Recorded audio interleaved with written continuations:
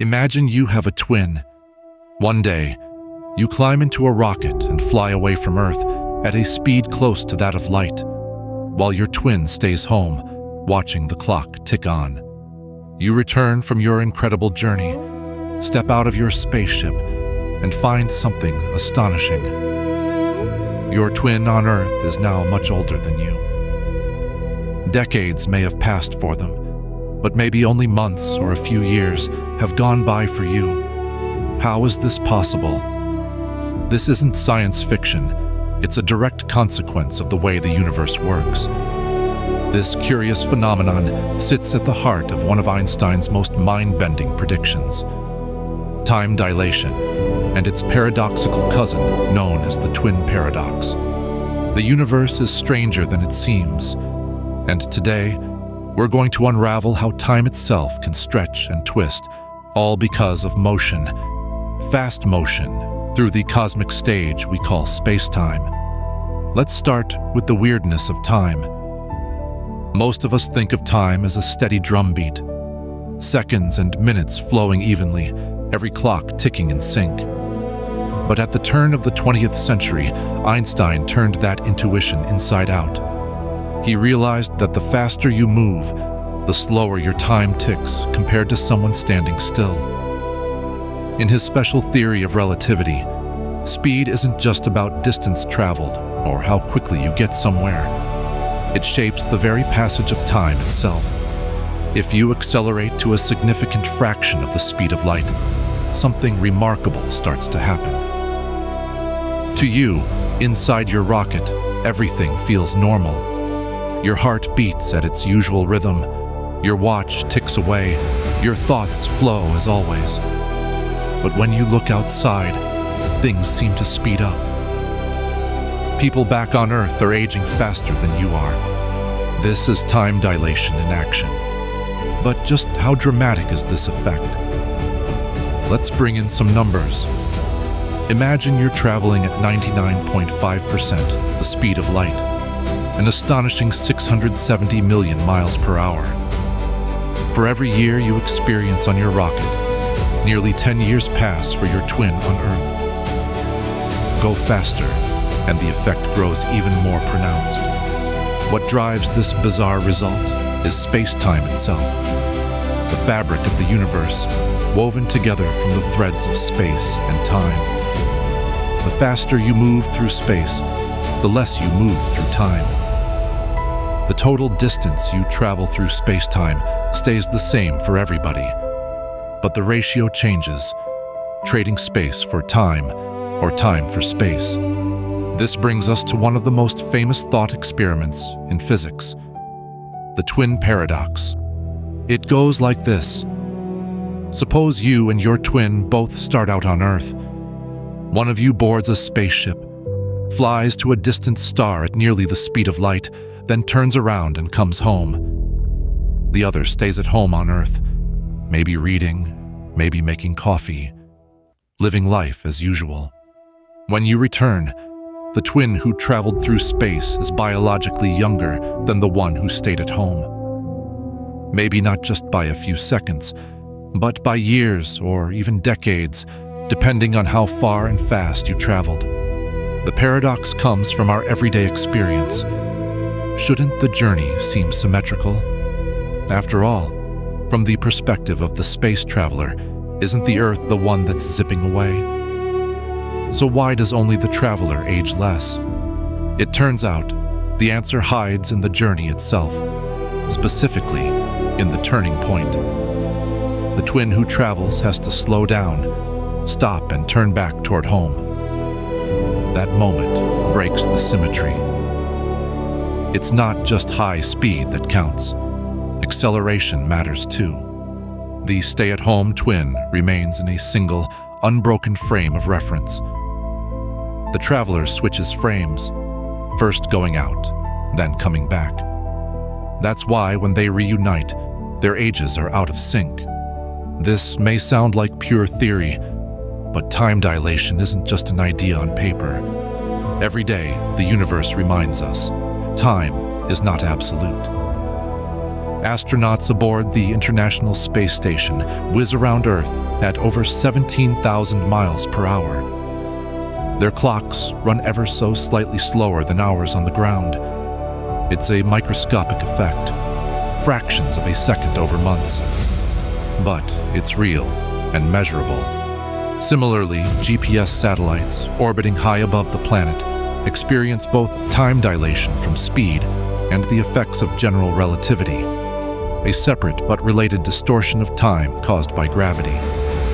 Without compensating for these tweaks in the flow of time, your phone's GPS would be off by miles in just a single day. So, time dilation isn't just a far future science fiction idea. It's embedded in the technology we use every day. Poetry and philosophy have long asked, what is time? Is it a river, flowing ever forward, a fire burning in the mind? Or perhaps, as some have written, time is the moving image of eternity. Let's pause and reflect on how the reality of time dilation reshapes this ancient question. If living at high speed means living with less time, aging more slowly, what does it mean for our sense of the universe, for our place within it? Does it mean each person's experience of time is unique, a private stream never quite in sync with anyone else's? Or is there still some deeper unity, some universal clock that keeps the grand order of things? The strange symmetry of spacetime suggests that every observer carries their own piece of time, bound up with their own journey through the cosmos. But can we really grasp how deep this rabbit hole goes without an imaginative leap? Let's listen to this poetic fragment, almost like an echo from another age. We are but passengers, each on our own voyage through the river of time, meeting and parting along the shore.